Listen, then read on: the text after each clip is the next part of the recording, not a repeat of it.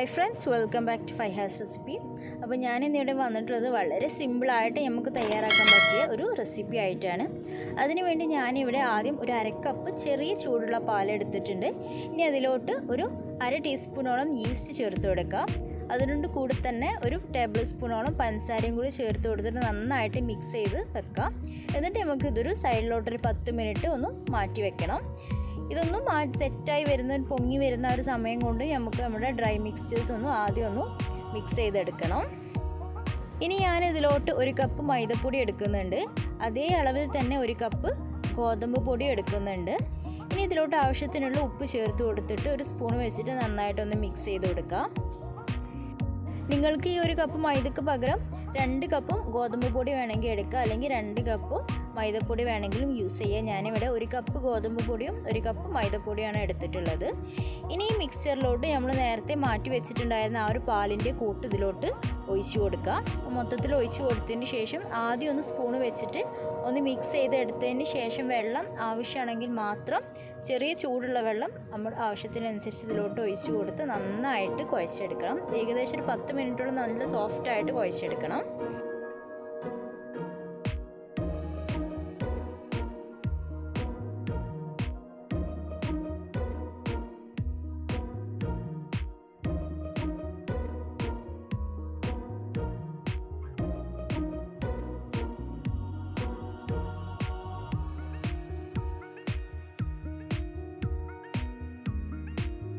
ഇതിപ്പോൾ ഞാനിവിടെ നന്നായിട്ട് ഇവിടെ കുഴച്ചെടുത്തിട്ടുണ്ട്, നല്ല സോഫ്റ്റാക്കി കുഴച്ചെടുത്തിട്ടുണ്ട്.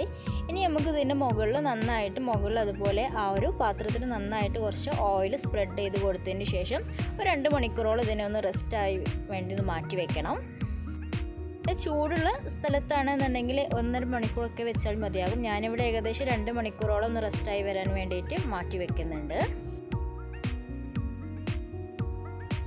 ഇതിപ്പോൾ ഇവിടെ നന്നായിട്ട് പൊങ്ങി വന്നിട്ടുണ്ട്. ഇനി ഇതൊന്നും കൂടെ ഒന്ന് കുഴച്ചെടുക്കുക. ഒരുപാടാണ് കുഴച്ചെടുക്കേണ്ടത്, ജസ്റ്റ് ഒന്ന് മിക്സായി വരാൻ വേണ്ടി ജസ്റ്റ് ഒന്ന് കുഴച്ചെടുത്താൽ മതിയാകും.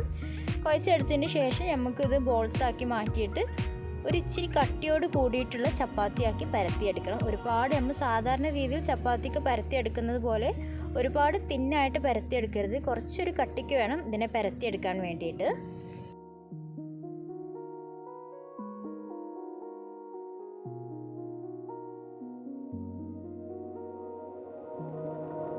ഇനി പരത്തി വെച്ചിട്ടുള്ള ചപ്പാത്തി ഓരോന്നായിട്ട് ചുട്ടെടുക്കണം. ആദ്യം ഒന്ന് ഇട്ട് കൊടുത്തതിന് ശേഷം ജസ്റ്റ് ചെറുതായിട്ടൊന്ന് ബബിൾസ് ആയിട്ട് വരുമ്പോൾ നമുക്കിതിനെ ഒന്ന് മറിച്ചിട്ട് കൊടുക്കാം. ഇതുപോലെ ചെറുതായിട്ടൊന്ന് ബബിൾസായി വരുന്ന സമയത്ത് വേണം നമുക്കിതിനെ മറിച്ചിട്ട് കൊടുക്കാൻ വേണ്ടിയിട്ട്.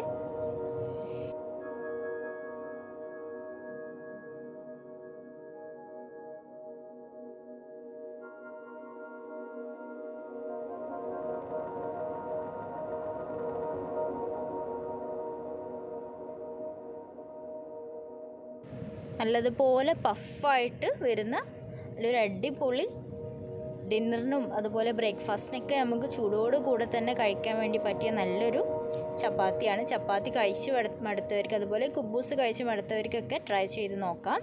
ഒരുപാട് പണിയൊന്നുമില്ല, കുറച്ച് സിമ്പിളായിട്ട് നല്ല ടേസ്റ്റി ആയിട്ടുള്ളൊരു റെസിപ്പിയാണ്. അപ്പോൾ എല്ലാവരും ട്രൈ ചെയ്ത് നോക്കുക.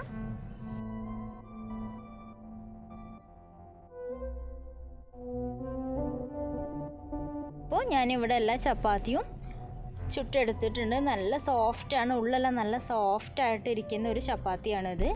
അപ്പോൾ ഞാൻ ഇതൊന്നും കാണിച്ചു തരാം. കണ്ടോ, നല്ല സോഫ്റ്റായിട്ട് കുബൂസ് പോലെ തന്നെ നല്ല സോഫ്റ്റാണ് ഉള്ളെല്ലാം. ചിക്കൻ കറിയുടെ കൂടെയൊക്കെ നമുക്ക് നല്ല ടേസ്റ്റോട് കൂടെ തന്നെ സെർവ് ചെയ്യാൻ വേണ്ടി പറ്റും. അപ്പോൾ എല്ലാവരും ഇതൊന്ന് ട്രൈ ചെയ്ത് നോക്കുക. ഫീഡ്ബാക്സ് ഒക്കെ അറിയിക്കുക. ഇഷ്ടമായെങ്കിൽ ലൈക്ക് ചെയ്യാനും സപ്പോർട്ട് ചെയ്യാനും മറക്കരുത്. മറ്റൊരു നല്ല വീഡിയോ ആയിട്ട് വരുന്നത് വരെ താങ്ക് യു. ബൈ.